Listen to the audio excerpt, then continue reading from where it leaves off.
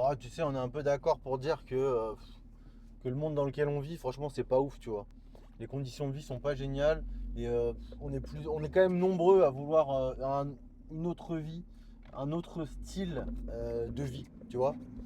Alors, il y en a pas mal qui sont résignés, tu sais, voilà, qui se lèvent tous les matins, qui vont travailler, qui se posent pas trop de questions, tu vois. Ils réservent leurs vacances, ils achètent une nouvelle voiture, et voilà, ils font leur vie, ils regardent la télé sans trop se poser de questions, tu vois. C'est peut-être eux les plus heureux, hein. Et puis t'en as d'autres, tu sais, qui pètent un plomb, ils en ont marre, tu vois, de la surconsommation, euh, la société du divertissement et tout. Il y en a pas mal qui vrillent.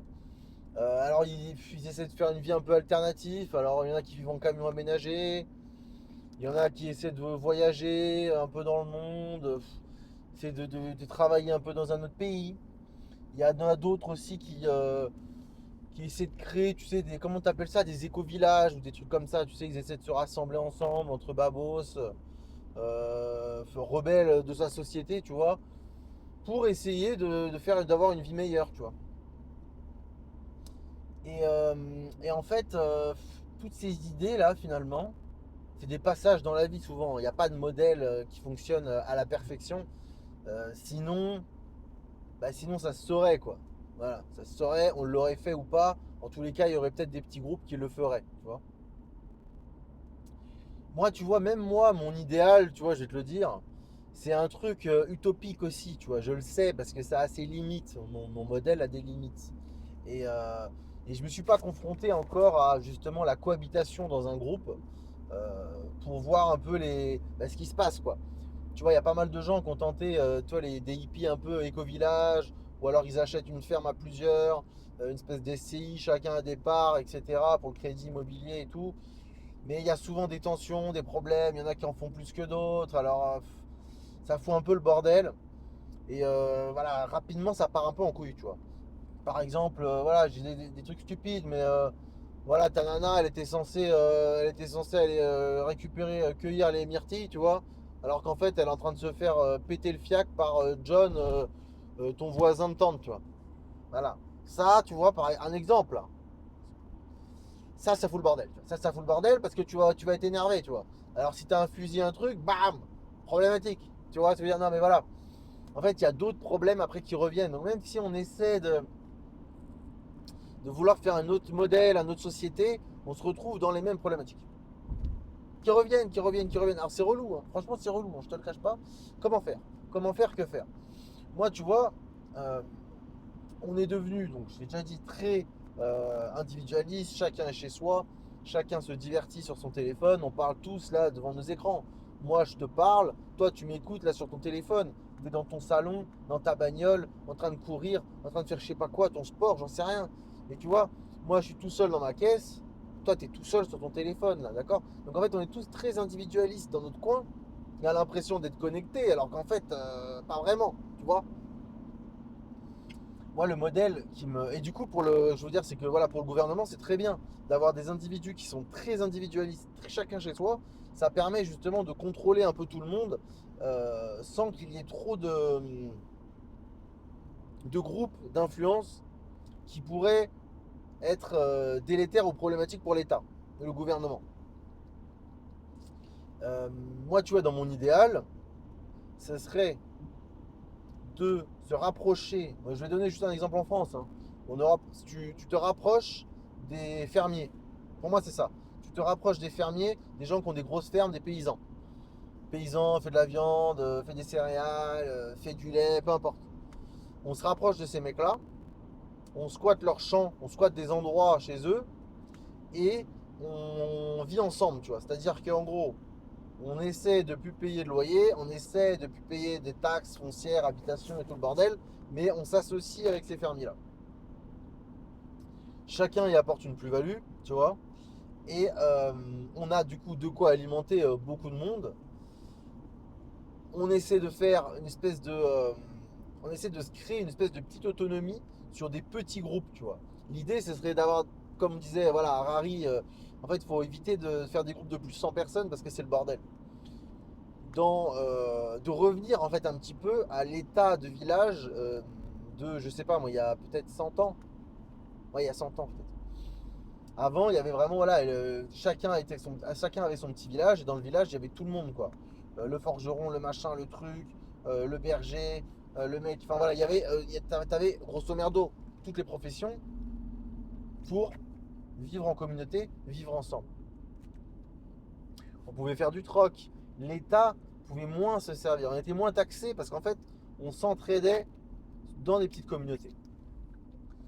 Aujourd'hui, pour moi, pour retrouver, tu vois, cet esprit, parce que bon, j'ai l'impression qu'on l'a compris, hein, il y a beaucoup de gens qui l'ont compris. C'est pour ça d'ailleurs que petit à petit, en tout cas, c'est peut-être une impression. Je ne sais pas si c'est vraiment réel, mais j'ai l'impression qu'il y a quand même un espèce de repeuplement de certaines campagnes avec une prise de conscience de se dire que là, tout a trop augmenté, l'énergie coûte beaucoup trop cher, il faut revenir à la base, d'accord? Il faut récupérer ton bois, soit par toi-même, tes propres moyens, soit en troquant avec un copain, un voisin, un machin, tu récupères ton bois, tu peux te chauffer. Ta viande, tu te démerdes, tu vas la chasser, tu la chopes au chasseur, tu te débrouilles avec un boucher, un mec et tout. Quand il est en. Voilà, tu t'arranges avec lui. En fait, tout le monde doit s'arranger. Le poissonnier, c'est pareil. Tu t'arranges avec lui, tu fais ce. En fait, j'ai l'impression qu'il y a une prise de conscience en ce moment de par voilà, le niveau d'inflation et on voit à quel point on nous la met. Et c'est un niveau mondial, d'accord? C'est pas qu'en France. On nous la met. Du coup, je pense que bizarrement, on est tous très individualistes, mais peut-être qu'il va y avoir des groupes qui vont se mettre ensemble un peu pour lutter contre la censure que représente l'État. Tu vois, je reparlais du mec que j'avais pris en Blablacar là, l'Algérien berbère des montagnes d'Algérie, frérot. Le mec, voilà, on parlait un peu. Bon, le gars était vraiment super instruit, c'était chaud. Et, du coup, on parlait de toutes ces choses-là. On disait, ouais, voilà, le système en place, il est éclaté. Le gouvernement, il se gave sur le dos des esclaves salariés, des administrés. C'est pas normal, etc. Et du coup, moi, je lui faisais part de ma vision individualiste, un peu, voilà, ma vision égoïste individualiste. Et je lui expliquais que je veux bien croire à un équilibre, à vivre ensemble et tout, il n'y a pas de souci. Mais il ne faut pas que l'État comme ça se gave sur le dos des gueux, comme ça, c'est pas possible. Et là, il m'a raconté son histoire de son village. Incroyable. Dans son village, hein, pour ce que je me rappelle, ce qu'il m'a raconté, d'accord? Il m'a pas dit le nombre qu'ils étaient. En gros, ils ont chacun a des familles, donc il y a plusieurs familles, des enfants, etc. Ils s'entraident à construire leur maison. Donc en gros, ils sont plusieurs. Quand il y a un nouveau couple, etc., les gens se cotisent pour la maison et la construisent ensemble, les matériaux, etc., pour donner à la maison, voilà, un jeune couple qui veut faire des enfants, etc. Ils ont des boîtes pour tout. Ils ont des. Comment on appelle ça? J'appelle ça des boîtes, mais c'est pas des boîtes. C'est en fait des tirelires. Ouais, voilà, on va dire des tirelires. Putain, il y a un terme, les gars, approprié pour dire ce que je veux dire, mais je n'arrive pas à trouver ce mot. Des budgets, des tirelires. Arrêtez quoi? Vas-y, on va rester sur de la tirelire. Tirelire, les mecs qui veulent construire des maisons, des jeunes couples. Donc ils foutent tous un peu d'argent là-dedans. Comme ça, dès qu'il y a un jeune couple qui se crée, qui veut construire une maison, ils peuvent les aider par rapport à ça. Les mariages. Quand il y a un mariage avec un tel, ça fait partie de leur même, j'ai dire tribu, c'est pas une tribu, mais leur même village. Du coup, ils cotisent tous pour le mariage, ils participent pour la nourriture, etc., etc. Euh, pour ceux qui administrent le village, c'est des gens qui ne sont pas payés, d'accord? Ils font ça bénévolement. Ça change tout, ça change tout. Parce que du coup, ils n'ont pas vraiment d'intérêt. Tu n'as pas d'intérêt individuel à rentrer en politique parce que tu vas pas forcément gagner de l'argent, tu vas pas forcément, tu vois, voilà. C'est des choses qui sont assez, c'est pas aussi intéressant qu'en France où tu sais que bah voilà, tu as la notoriété, tu as du pouvoir, tu peux gagner bien ta vie, gagner voilà, plein d'argent. Et voilà, donc c'est sûr que c'est très attrayant le pouvoir et la politique pour beaucoup de personnes parce que c'est super confortable quoi, comme environnement. Alors faut aimer, attention, hein. Moi je pense qu'il y en a plein qui n'aiment pas, il faut aimer le délire. Mais voilà, donc dans ce village-là par exemple, tu vois, ils étaient plus autonomes et ils étaient très solidaires pour changer les lois ou etc. Ils se rassemblaient et ils votaient pour savoir voilà, s'ils allaient changer ceci, si j'allais changer cela. Il y a évidemment beaucoup de problèmes avec les anciens et les jeunes parce que les jeunes, tu sais, c'est une nouvelle génération, machin, et les anciens ils sont plutôt traditionnels, etc. Donc ça foutait un peu le bordel. Mais ils s'arrangeaient tout le temps pour essayer de réajuster, etc. Et apparemment, ils ont un peu, si tu veux, ils ont éradiqué l'État et le gouvernement. Le gouvernement, apparemment, algérien, à plusieurs reprises, essayé de venir mettre la main sur ce village, par exemple. Il y en a d'autres, hein, il n'y a pas que celui-là, apparemment. Mais bon. Et, euh, et ils sont restés, ils se disent non, non, nous on fonctionne comme ça, on reste comme on est, etc. Voilà, donc ils sont un peu autonomes, ça fait très longtemps qu'ils le font, plusieurs générations. Et voilà, c'est vraiment stylé parce que tu t'aperçois que voilà, ils arrivent à squeezer l'État. Quand tu vois que l'État est obèse et te bouffe en France comme ça, c'est ce genre de petite communauté qu'il faut réussir à créer. Mais le problème de ce genre de communauté aussi, c'est que c'est très très très dangereux. Alors, surtout là, pour des Algériens qui sont là depuis des générations, tu vois, il y a des anciens, il y a une espèce de coutume qui s'est créée. Donc c'est pas des, ça va pas foutre le bordel, tu vois, comme une espèce de milice qui va se créer là, dans mon délire un peu en France par exemple. Le problème de ces groupes-là, je te parle, donc de ces petites sociétés dans la société, c'est qu'en fait, ça peut créer des, des zones de rebelles, de rébellion très puissantes qui peuvent être dommageables pour le gouvernement, pour l'État. C'est pour ça que c'est très dangereux. C'est pour ça que le paysan et comment dire, le paysan, celui qui détient une ferme, etc., est un individu dangereux pour l'État et que l'État cherche à l'écraser. Tu vois, regarde ce qu'ils font. Tu vois, il y a combien de paysans qui se donnent, voilà, qui se hissent, tu vois, qui se hissent parce qu'ils n'arrivent plus, ils ont trop de charges, ils ont trop de travail, ils gagnent pas leur vie, ils deviennent fous, ils se sont surendettés. C'est terrible. Il y en a combien? Énormément. Ils veulent les éradiquer complètement pour vraiment couper cette possibilité de rébellion. Regarde, on va toucher les paysans, on squatte chez eux, on les aide, d'accord, pour les céréales, pour la viande, pour le lait, tu rapportes tes plus-values, euh, tes, euh, tes maçons, tes charpentiers, tes menuisiers, tu rapportes, tu construis des maisons, des cases, tu fais un système voilà, qui est autonome en eau, en bouffe, en énergie, on a des armes pour aller chasser, etc. T'as vu le bordel? Tu te retrouves avec des milices en fait, tu te retrouves avec des groupes euh, qui sont capables de se défendre, qui sont capables d'attaquer, qui sont autonomes, qui ont de la puissance, qui ont de l'influence. C'est trop dangereux. C'est trop dangereux. C'est ça un peu, si tu veux, moi, mon idéal, si tu veux, de société, c'est retrouver à petite échelle une souveraineté pour le peuple, tu vois, à travers l'alimentation, à travers la force, à travers euh, une autre philosophie, etc. Voilà. Mais bon, je sais que encore une fois c'est une utopie mon truc, c'est des conneries, ça peut pas, ça n'aura pas lieu parce que je ne prends pas en considération les problématiques, comme je te disais avec les babos qui se réunissent là, avec ta copine qui va se faire péter le fiac par le voisin alors qu'elle devait aller cueillir des myrtilles, tu vois. Ça fout le bordel. Il y a toujours des histoires comme ça. Lui, il a fait plus que moi, etc. Ça va pas. Il y a toujours des embrouilles après. Voilà. Bon. Donc je suis pas sûr que ça soit forcément mieux. Finalement, tu vois, les notions de propriété, à chacun sa maison, son jardin, son machin, chacun chez soi, c'est un avantage. C'est pour ça d'ailleurs que ça fonctionne pas trop mal, entre guillemets, le système qui est déjà en place par rapport à ça. Bon voilà. Du coup, euh, Du coup, voilà, on en revient un peu on en revient un peu avec mon délire de voilà nationaliste versus euh, gouvernement mondial, d'accord. Et du coup, les micro-sociétés, comme je te parle, les micro-sociétés autonomes, etc. Tout ça, l'État cherche vraiment à les éliminer, les éliminer, les éliminer. Il ne faut pas que ça existe, d'accord. Il faut que chacun, pour l'État, c'est trop dangereux pour moi. Voilà. On va vers un gouvernement mondial de toute façon. Alors voilà, sauf si c'est vraiment le courant nationaliste qui gagne, mais j'y crois pas. Moi, j'y crois pas. Oui, c'est un bel idéal, le nationaliste, il n'y a pas de souci. Je vois le côté positif, tu vois, de dire voilà, nous on ferme les frontières, on reste entre nous, etc. Mais tu vois, dans les faits, personne n'y arrive. Personne n'y arrive.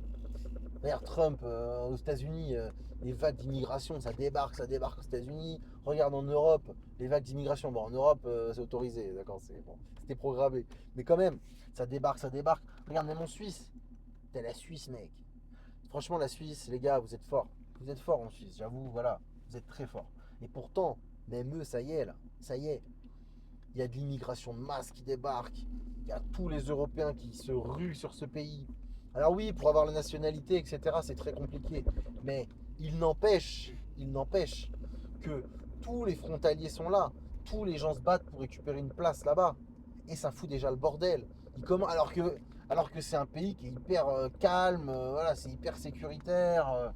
Les gens, ils ont une culture, c'est vraiment particulier. Mais ça a son avantage, hein, parce que c'est super calme et tout, normalement. Mais là, tu vois, il y a eu des manifs, il commence à avoir des comportements un peu chelous. Euh, alors que normalement, le Suisse, il est hyper calme, quoi. Je veux dire, mais voilà, l'immigration, etc., il commence à y avoir du bordel, des problèmes sociaux, de la violence, de la pauvreté. Et ça commence à arriver même là-bas. La dernière fois, j'étais choqué. J'allais bosser au boulot, là. Et putain, je sais pas ce qui se passe dans la bagnole, j'étais en voiture, quoi. Et putain, il y a un mec, je sais pas s'il s'est embrouillé ou quoi. Le gars, il sort de sa BM décapotable, trop énervé. Il met des gros coups de poing comme ça dans la voiture d'un mec, je sais pas ce qui s'est passé. J'étais choqué, j'étais pas prêt. En Suisse, tu n'as pas de ces choses-là, normalement. Normalement, la Suisse, on ne dit rien. On est calme, on est gentil, très gentil. Non, mais voilà. Du coup, voilà, bon, je sais pas ce que t'en penses. Est-ce que, euh, pff, est-ce que ça sert à quelque chose d'essayer de créer un groupe, de créer un espèce de. Est-ce que ça sert à quelque chose de créer un meilleur monde? Tu vois ce que je veux dire? Un groupe de rebelles, associatifs, d'espèces d'éco-villages, où se rassembler entre individus qui ont même vision, tu vois? Je suis pas sûr, hein. Franchement, je suis pas sûr. Je suis pas sûr. Alors oui, c'est vrai que c'est un idéal sympathique, c'est un idéal agréable, tu vois. Mais bon, je sais pas. Tu vois, ça ressemble un peu au délire de Fight Club, tu vois. Voilà. Les mecs, il y a tout qui les saoule, voilà, ils se mettent ensemble et puis voilà, ça devient un truc un peu sectaire. J'ai l'impression que ça finit toujours comme ça en fait. Ça finit toujours dans un truc un peu sectaire, ça part en live. Et puis donc ouais, finalement, tu vois, finalement, voilà, tu comprends encore une fois pourquoi moi je suis dans mon délire d'égoïste, de vilain égoïste, capitaliste, individualiste, quoi. Parce que voilà, il n'y a que ça à faire, ou pas. Et les gars, vous êtes déjà rentré dans des groupes là des mecs un peu comme ça, rebelles, ou des mecs qui veulent, je sais pas moi, changer le monde. Du coup, vous vous rassemblez entre vous pour, je sais pas, pour faire un autre style, pour vivre en accord avec vos valeurs, vos principes. Je sais pas. Franchement, pour moi, tous ces trucs-là, à la fin, ça part en live. C'est des délires un peu sectaires pour moi qui part en live. Voilà. Donc t'as beau vouloir changer le monde, tu restes dans ton truc. Alors après, voilà, il y a le cas de mon Algérien là, mon Algérien berbère avec son groupe. Là, lui, ça fait je sais pas combien de générations. Je crois que c'est se compte en milliers d'années. En milliers d'années ou en centaines d'années. Je sais pas. Je sais plus. Mais voilà, là, ok, c'est un truc qui est ancré, ça a peut-être certaines valeurs, ça n'a pas le même impact. Il y a vraiment une culture. D'accord. Là, créer des groupes comme ça maintenant, moi, je sais pas, hein. Tu sais, j'avais lu le livre, comment ça s'appelle Manipulation. Moi, je sais plus le terme. Influence et manipulation. Ouais, super stylé le livre. Et tu sais, il parle d'une secte de ouf, là. Comment elle s'appelait, là? Oh, ça fait flipper, putain. Tu sais, il y a la. Ça s'appelle. Je me rappelle plus trop de l'histoire, ça fait un bail que j'ai pas lu ce livre. Mais il y avait une secte. Et il explique comment il en est arrivé à la fin. Ouais, voilà, c'était un mec, il avait grave de l'influence, etc. Et à la fin, il avait réussi à tout buter tout le monde. Je sais pas, son plan, il tombait à l'eau, je sais pas quoi. Et du coup, il a réussi à faire boire un poison à tous les gens. Et tout le monde est mort. Ils étaient je sais pas combien. Et ça s'appelle, tu peux trouver sur internet, ils appellent ça là, la Death Note Tape, Death. Je sais pas si c'est Death Tape ou Death Note. Et en fait, horrible.